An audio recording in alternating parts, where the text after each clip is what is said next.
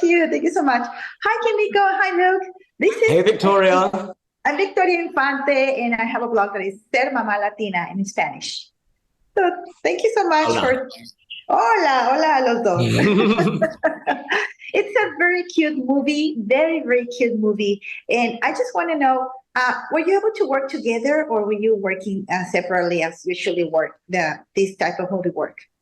Yeah, I mean, we auditioned during the pandemic, so 2020, everyone was isolated. So I'm not totally sure if things had worked out differently, if we would have been in the same recording booth all the time. But I do know that we are able to, when we record, join the same Zoom often and share, kind of work off of each other, say hi to one another. We have hung out a couple of times outside of this, so that's been really lovely and wonderful. But yeah, it's mostly kind of in isolation, but we work with Serena Irwin, who is our voice director, and she's incredible.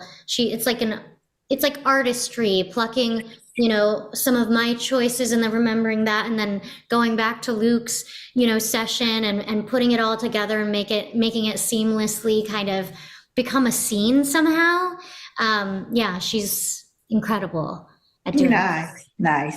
And tell me about your voices, because I am not sure if it's how did you modulate or how do you change your voices in order to interpret these characters, guys? That's a Luke question, I think.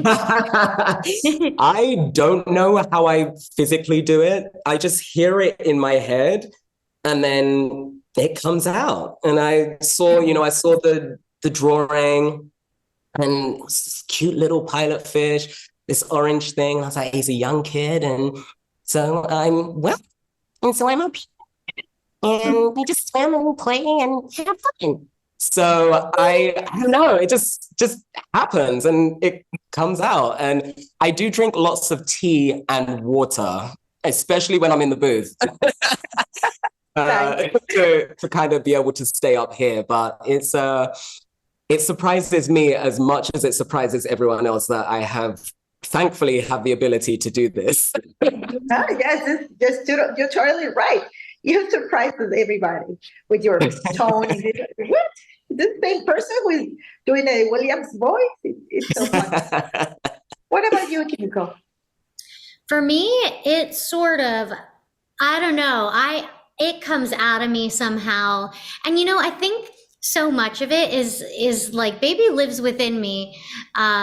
He's like the little boy in me, the adventurer, the one who's down for anything, enthusiastic.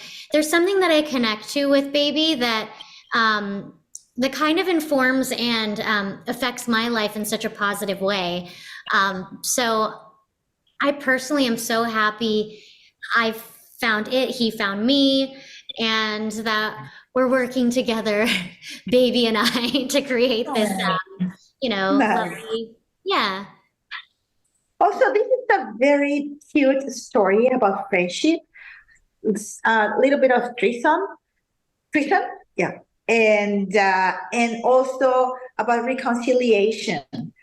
So, why did you choose to work in this story, which is very simple, but at the same time it's very deep in emotions and in things that really happens to all of us, not only when we are children, but also we are grown-ups.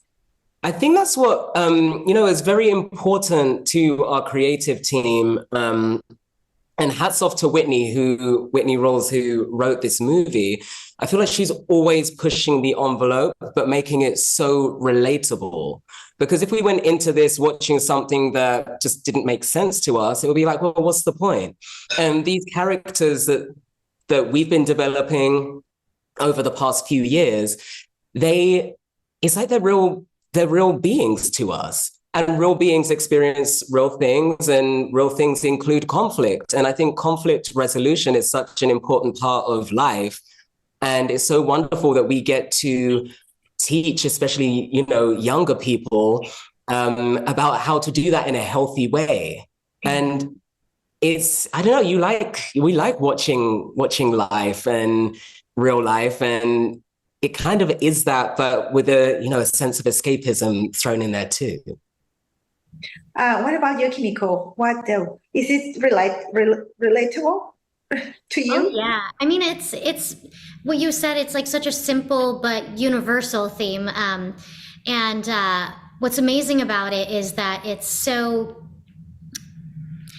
I mean, we as adults have issues with conflict resolution, and I think to see it played out in such a because they're young and they're children and they're just learning. It's a very earnest and genuine way, and their love for each other is so earnest and genuine. And I think you see that underneath it all. While they might be, you know, having a conflict and an argument, and might experience hurt, they also experience hurt because they have such deep love and care for each other.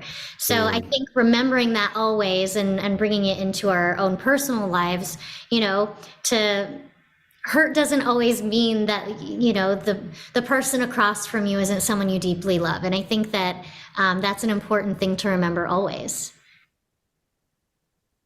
Yes, last question, and I know we have just a few seconds, but do you ever experience something like this in that what you represent in the movie?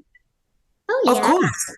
I mean, it happens to me all the time. I'm a very imperfect human being, but it is it is films like this that remind me of, I don't know, just the importance of communication and just really having that, just trying to love to the fullest and really honing in on those friendships that really mean something to me. And I love that we get reminded of that and get to see that in such a beautiful way with really fantastic music too.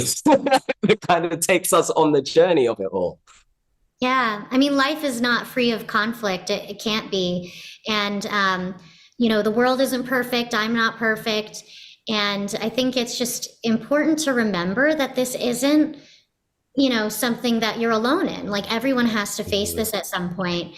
And it's important to communicate and important to understand that, like, usually this happens between two people who love each other very much. And yeah, and there's something deeper there. Oh, thank you so much to both of you. The movie is beautiful. I'm going to watch it with my kids for sure. Thank you.